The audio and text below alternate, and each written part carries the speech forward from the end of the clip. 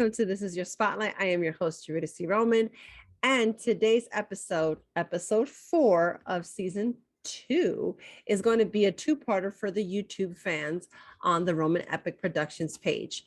Part 1 today is going to be with Ralph Henriquez, comic book creator of Rage in the Shadows and Fuerza Comics, and great comedian extraordinaire, Laz Vic.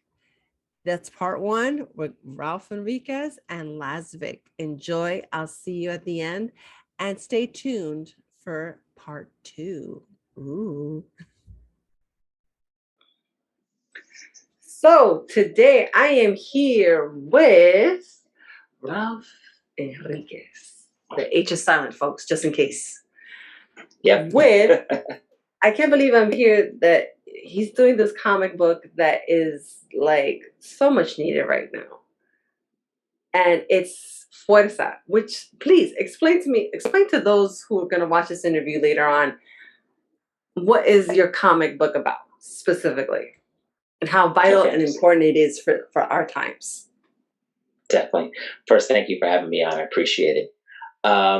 And so Fuerza is my own Latina superhero. Okay. She is the primary of my superhero universe. And her purpose was to build a representation that was missing. Now, she was created back in college, and she evolved. Now, I was in college in 1985. That's when I started. And when they said to do a project, I did a project featuring her, but she looked, way different than what she looks like now. Because, over the years, things evolve. Right. So I created her because back then, the teacher said, create something that you would like to see. And I thought long and hard, I'm like, well, what don't we have out there? And back then, you didn't see a lot of superheroines. You didn't see a lot of superheroines that were Latina, excuse me. And characters on screen were always drug dealers, drug users, single moms, pregnant, welfare, yada yada. And I'm not criticizing anybody, but there are others. We have Latinos that are cops, that are veterans like myself, college. We have our careers. We're teachers, we're lawyers, but Hollywood only focuses on the negative, and Hollywood only sees us. Now we're just starting to see us in a different light, which is good. It's a good path, but we still have a long ways to go. So Fuerza was created out of necessity. And her journey is, she is a park ranger at Fort San Cristobal.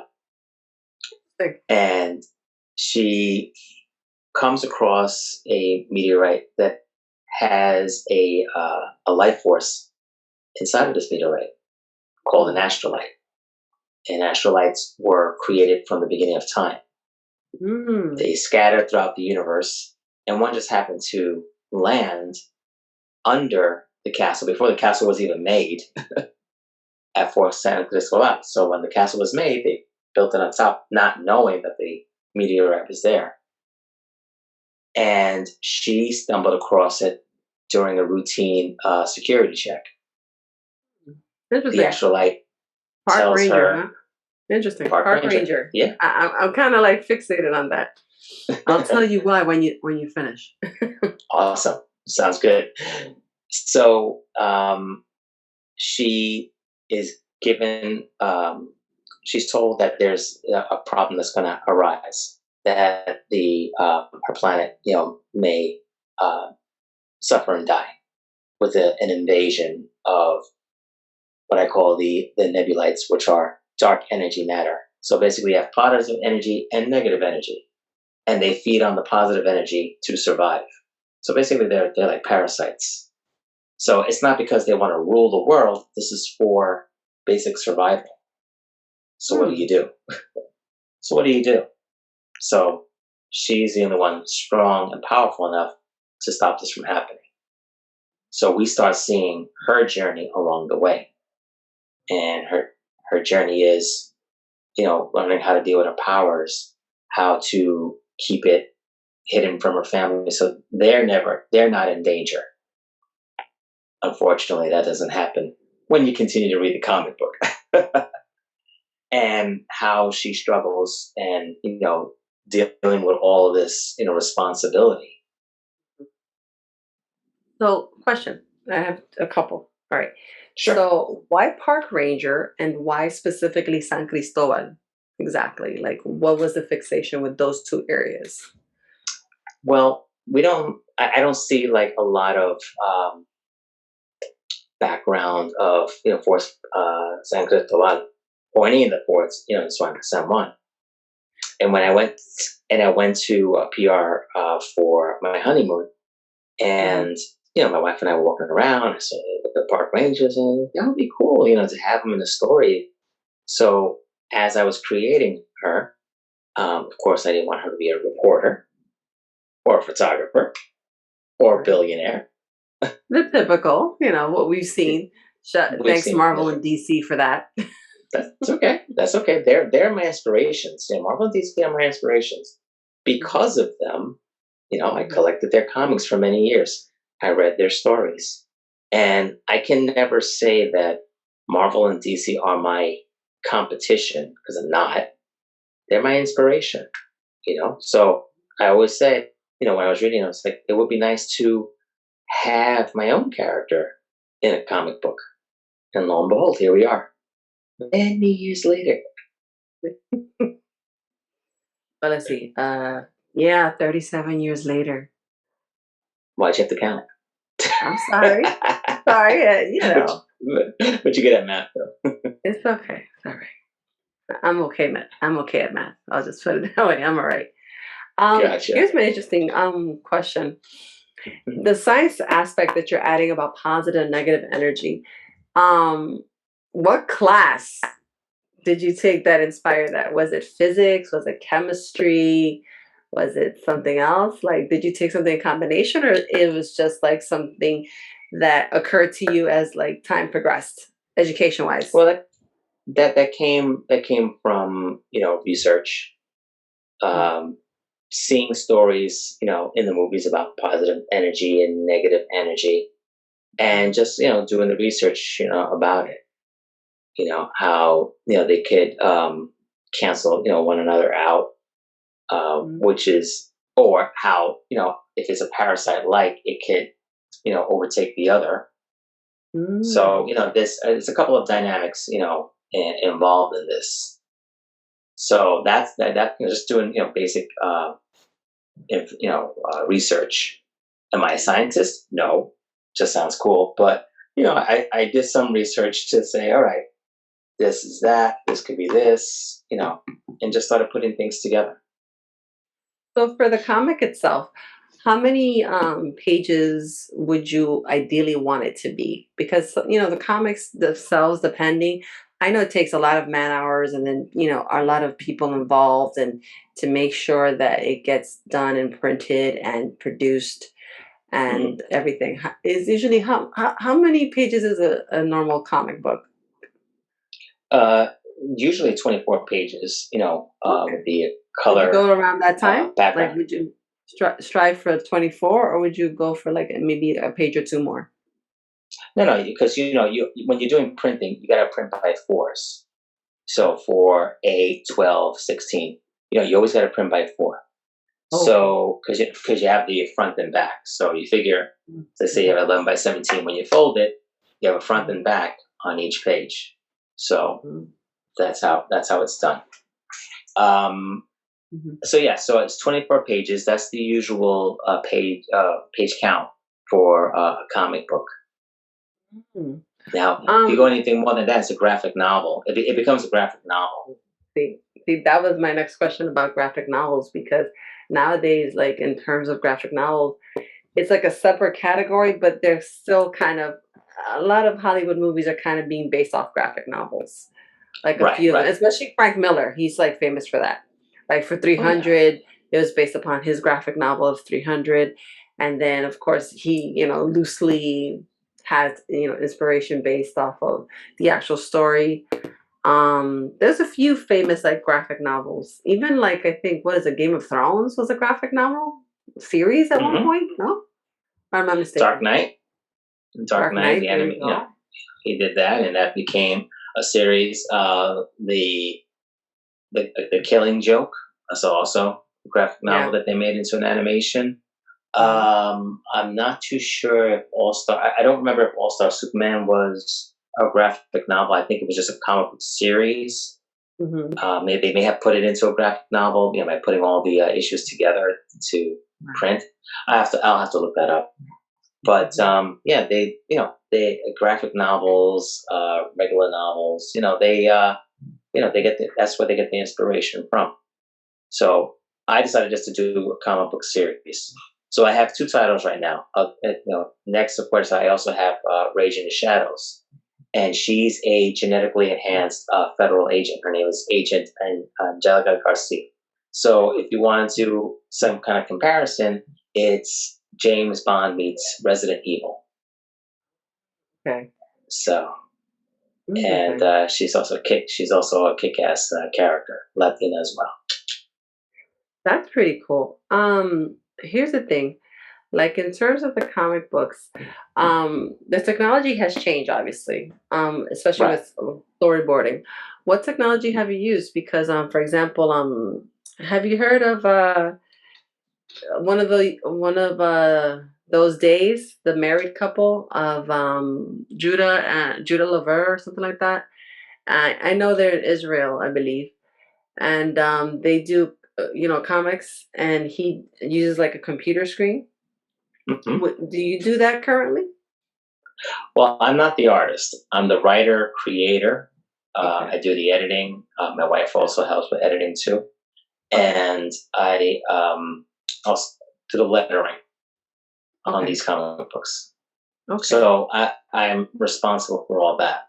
The artists, that I hired for both titles, they take care of everything. The pencils, the inking, the coloring.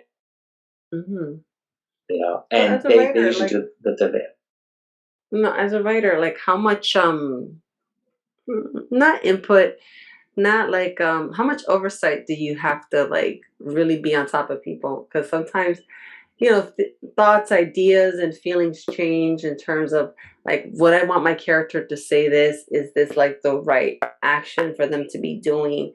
Do you ever have like a crux of like I should change this page so it could correlate with what's going on, or just change the theme entirely? Do you ever have those moments? I usually try to keep with a theme, and with my wife helping me out, she'll come out with a couple of suggestions, so that way, we can keep the storyline, flowing and consistent. On the second issue, Fuerza, second issue of Fuerza, I had a writer. She wrote it out for me, based on a treatment that I had for a movie. So we started off with the first issue, and then I gave her the treatment so that way she can use it as a like a map of how to break the comic down. So it was easier once she wrote something. I read it, and then I was able to tell her, so let's try this, let's try that.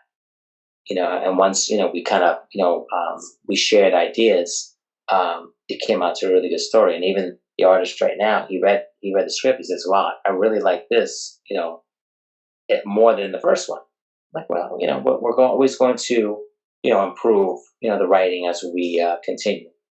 And I got I'm going to get another writer for Rage in the Shadows, so that way he or she can take care of that. So that way it kind of frees me up, because after a while you can't do everything. I'm a father, I'm a husband, house, full-time job. It's really hard to dedicate all that time. So you have to go out and hire people to do it for you. So far I've been fortunate to hire those that has done a really good job.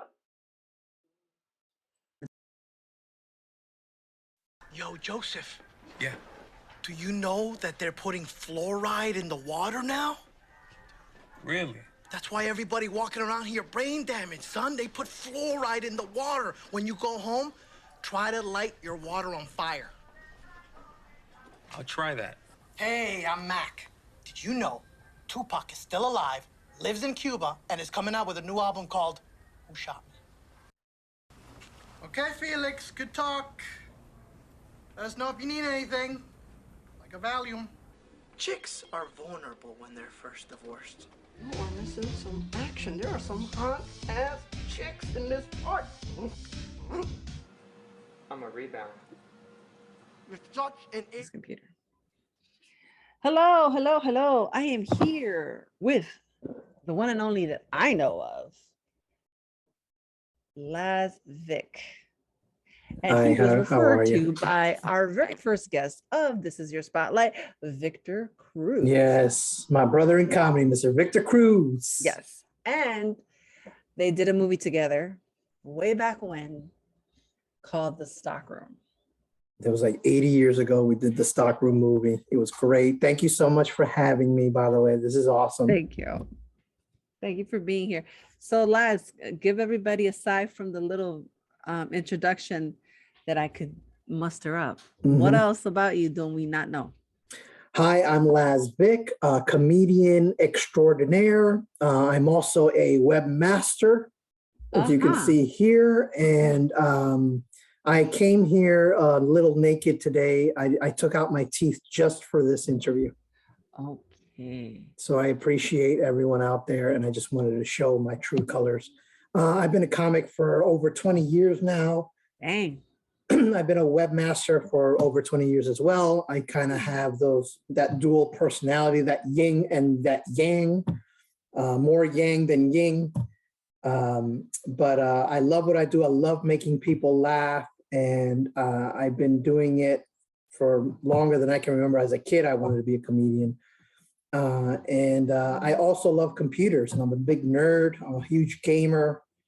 I love computers, so I work with computers. I make websites for 2022. people. It's okay. No judgments, though. Yeah. See, it's cool now. It used to not be cool when I was a kid. This is true. This is true. When I was a kid, it was frowned upon to be a nerd, but I was in fact one, and still am today. Okay, so we're going to touch upon the webmaster stuff first before we continue with the comedy. So for what's your definition of webmaster in terms of that? Like, well, in some circles now, that's an older term now, but when I first started, a webmaster is somebody that knows every facet of web design and web development, both web design and web development. So I can work on the front end as well as the back end, no pun intended. Qué sucio eres. Getting revealing here. Dun, dun, dun. But yes, I am a master of both the front and the back. So in terms of the progression of web design, and also, the task that you said about the term being a webmaster, what has gotten better and what has gotten worse? In terms of web design, it's gotten better because the code is becoming more streamlined and more web developers are using it. This is so boring, by the way. What's worse, there's just more content out there. Everybody, makes a website, but they don't always make it correctly. That's where I come in. This is true because, like, for web design, there's so much readily available, things to do. Yeah, everybody's a webmaster until they need a webmaster is what happens. Yeah. So basically, most people start their website thinking, I can do this alone. And then they call me when they get stuck. So that's where I come in. It's like, I don't know how to do code. Yes, you will get stuck and then you will call me. And that's what I'm here for. So what do you enjoy, aside from the web design, what do you enjoy about being a comic? My name is Laz. I'm half Puerto Rican, half Cuban, but I was born in New Jersey, so that makes me fully Italian. New Jersey is one of the only states in the union that we don't have to pump our own gas. Yeah.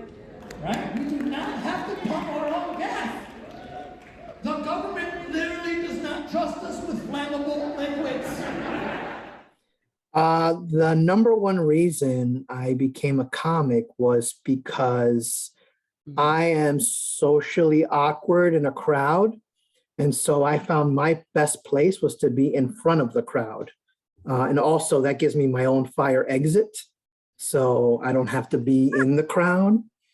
So I'm a little introverted, to be honest, and that's weird for a comedian, you know? And so that, you know, I like being around the crowd, but not in the crowd. So that's why I ended up in front of the crowd.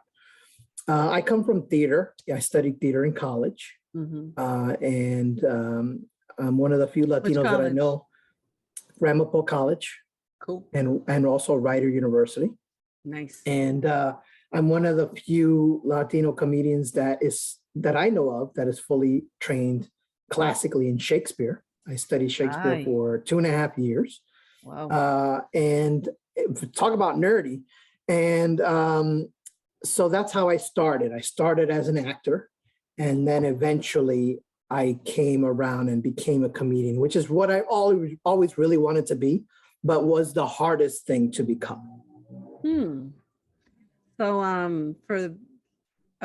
for those of you who may not know, I did a fundraiser and I called upon Laz to perform. He totally killed it. Thank you. So he was a great opener. Thank you so much. Appreciate that. They were great. Everybody was great. You put on a great fundraiser. And, you know, it was difficult for me because I had just fractured a tooth. And so right before your gig. And so I'm like, how am I going to do comedy without a tooth? Well, it turns out I'm funnier without a tooth. So it worked out perfectly. It's been like learning to walk again, but it's like, you know, comedy is like life. It just, things just happen. Yeah. Okay. And he didn't have the cake. No, actually, you know, when I was a kid, I played baseball. I was very, very athletic, but terrible at baseball. And I got hit right in the mouth with the baseball. And ever since then, I've had 2 crowns in the front. And like every 10 years, I bite into a chicken wing and I lose one. And so this time, I have to wait like 8 months. So I decided, they're like, oh, we'll give you a fake tooth. I'm like, you know what? I'm a comedian. This will work. And so I'll just go and do comedy for the next 8 months. Optimism. And I've already done like 5 shows and I'm getting better at better toothless. Like, you know, I tell people I'm exposing myself to them. And now I'm developing a whole tooth repertoire that's going to be hard to let go when I get my tooth. So I may have to see a way to do like maybe a variable tooth where I can just take it, you know, off. We'll see. Anyway, when I did your gig, it just happened that week. So I was in pain, but I'm not, you know, I never cancel a show no matter what. If I commit to a show, I'm there. And so I committed to like, I'm very accepting. and I appreciate that. And it's funny because I booked a Copacabana that same week. I opened for the Copacabana, the grand reopening, and lost a tooth that same week. All right. So it's like the highlight of my career and the low point of my life happened at the same time. But you know what? That's how I know that the universe is telling me something, that I'm on the right track, because challenges get put in front of me. I need to adapt and conquer these challenges. So for anybody out there, you know, you can overcome. Even missing a tooth. You shall overcome. You will overcome. Just get out there and show your toothless grin and be proud. This is very true.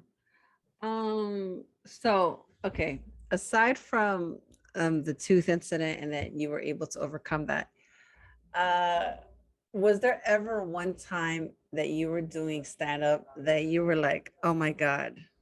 Did you ever have a nervous moment that you're my God, all the time, you know. Early on, the first 10 years are just like an anxiety attack, basically, when you do comedy. It's like every show you're nervous, every show you can't eat, you know.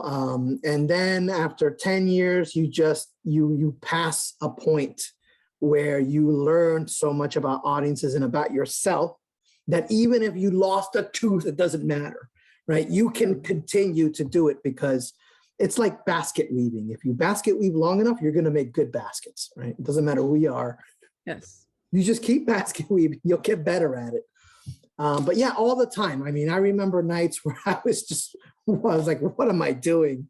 You know, but if you really love what you do, you keep doing it. And it doesn't matter what stage you're at or if you're doing it honestly and from the heart, eventually it will come out and the magic starts, you know? So, you know, even today I still have shows where I'm getting nervous or maybe I don't do so well.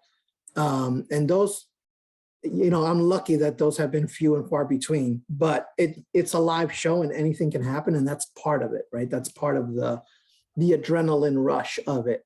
Sometimes you're not going to have a great set. It really depends. It does. And the longer you do it, the better you get. And you know what? That's true to be said for a lot of things.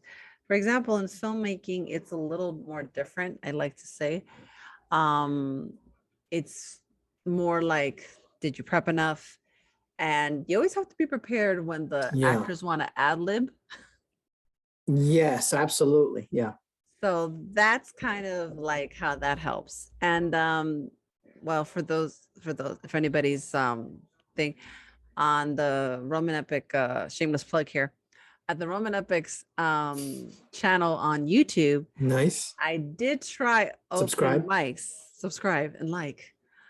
And this interview will be on there too. And thank you so much for watching part 1 of episode 4 of season 2 of This Is Your Spotlight with Eurydice Roman. And thank you to Ralph Henriquez and thank you to Laz Vic for your time and for your great services that you're providing to the community, whether it's through comics, through comedy, being a webmaster, and being out there and representing. Thank you so much. And we'll see you for part 2.